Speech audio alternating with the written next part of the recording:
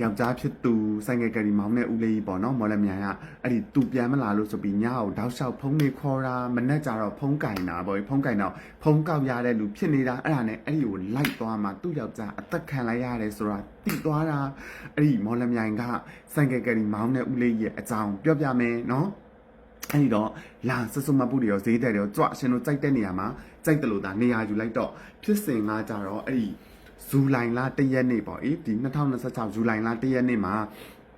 အဲ့ဒီဦးလေးရအသက်48နှစ်ရှိပြီတဲ့မော်လမြိုင်ရပေါ့အဲ့ဒီသူ့မှာကလေးလည်း2ယောက်ရှိရသူမိန်းမရောပေါ့နော်ပုံမှန်လိုမျိုးပဲသူကအဲ့ဒီဘာလဲဒီဆိုင်ကယ်ကယ်ရီမောင်းဖို့ဆိုပြီးတော့ထွက်သွားပြီးတော့အဲ့ဒီ CCTV မှတ်တမ်းနေရလဲပလဲဖြူဟိုတယ်ပေါ့အဲ့ဒီဘက်မှာအဲ့ဒီမှာနားမှာည7နာရီခွဲလောက်မှာတွေ့လိုက်တာတဲ့အဲ့လိုမျိုးနောက်ဆုံးပဲပေါ့အဲ့နဲ့ညရောက်သွားတော့သူ့ယောက်ျားပြန်လာမယ့်အချိန်မျိုးရောက်ပြီပေါ့ရောက်တဲ့ခါကျအဲ့ဒီအန်ဒီကလည်းသူ့ယောက်ျားဖုန်းခေါ်တဲ့ခါကျသူ့ယောက်ျားလည်းမကင်မှုတဲ့ဖုန်းနေရဝင်နေတဲ့မကင်မှုတဲ့တိလားမတိုင်တဲ့ခါကျတော့သူစတိုက်တွေခေါ်နာပေါ့အဲ့ညာလေတညာလုံးလဲတဲ့ပြန်မလာဘူးအဲ့လိုနဲ့စတိုက်တွေခေါ်ရင်နောက်နေ့မနက်ကိုရောက်တာနောက်နေ့မနက်ကျတော့အဲ့ဒီ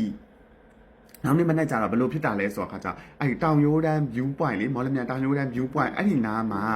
ဒီလမ်းပြင်နေတဲ့လူတယောက်ကအဲ့ဒီဖုန်းတစ်လုံးကိုကောက်ရတဲ့ခါကျအဲ့ဒါကိုပိုင်ရှင်ကိုပြန်ပေးဖို့လို့ဆိုပြီးတဲ့ခါကျတော့ तू ကနေပြီးပရာဟိတအသင်ကိုဆက်သွယ်ပြီးတဲ့ခါကျဒီနေရာမှာဖုန်းတစ်လုံးကောက်ရထားပါတယ်ပေါ့ तू အဲ့လိုမျိုးပဲရိုးသားသားနဲ့ तू ပြောတာအဲ့လိုမျိုး तू ပရာဟိတကိုလည်းဆက်သွယ်ပြီးတော့ तू မိမဖုန်းထက်ခေါ်တာနဲ့ဝင်ပြီးတဲ့ခါကျဖုန်းကင်လိုက်တော့ကျမယောက်ျားဖုန်းဘာညာဆိုပြီးဘယ်နေရာမှာလဲပေါ့အဲ့နေရာမှာဆိုပြီးတော့အဲ့နဲ့ဒီအန်တီကလည်းလိုက်သွားတာဒီအမျိုးသမီးပေါ့ဇနီးလောက်တဲ့လူကလည်းလိုက်သွားပြီးတဲ့ခါကျတော့ဒီမဲ့အဲ့မှာတိတ်မကြောက်ပရိုက်တာဖွဲ့တွေလည်းရောက်လာတဲ့ခါကျသူတို့ကလည်းဒီကောက်ရတဲ့နေရာတွေဘာပြောကြရင်လည်းအဲ့မှာဒီအဲ့နားလေးမှာဒီလမ်းဘေးမှာနည်းနည်းကြောက်လေးရှိရဲအဲ့ကြောက်ထဲကိုဆွဲထားတဲ့အရာကြီးကိုတွေ့တဲ့ခါအရာပေါ့အဲ့ဒါကိုတွေ့တဲ့ခါကျအဲ့လိုမျိုးနဲ့ပရိုက်တာအတင်းနေရလဲကြည့်ပြီးခါကျအဲ့ဒီဆွဲတဲ့လမ်းကြောင်းလိုက်ကြည့်နေမှအဲ့ဒီအကိုကြီးရဲ့ဒီဦးလေးရဲ့ကားလိုက်ဒီရင်မောင်းလိုင်စင်ပေါ့ကားလိုင်စင်တော့ရင်မောင်းလိုင်စင်ကိုထပ်ပြီးတော့တွေ့တဲ့ခါကျတော့အဲ့ဆိုလို့ရှိရင်ရဲတွေကိုအကြောင်းကြားလူရောက်ပါညာနဲ့ဆိုပြီးတော့မှအဲ့ဒီရှိုးတဲ့ကိုနည်းနည်းလေး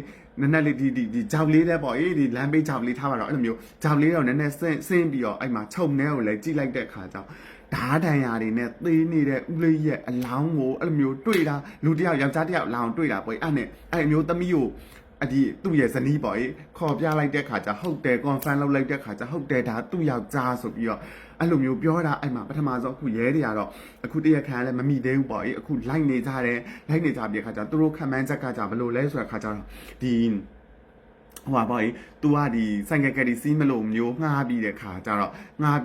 မှနောက်ကနေပြီးတော့လေဘင်းကိုဓာတ်နဲ့ထိုးပြီးတက်တာပါညာနဲ့ဆိုပြီးတော့အခုလောလောဆယ်တော့အဲ့လိုမျိုးခံမှန်းထားကြရပေါ့ဒီစီးမဲ့လူရောင်ဆောင်ပြီးတော့တက်သွားတယ်ဆိုပြီးတော့အဲ့ဒါကြောင့်မလို့အခုရှင်တို့လွမ်းရေးထက်ဝမ်းရေးခတ်တယ်ဆိုတာအဲ့လိုမျိုးပဲအခုဆိုလို့ရှိရင်အခြေအနေရကြောင့်မလို့ဟို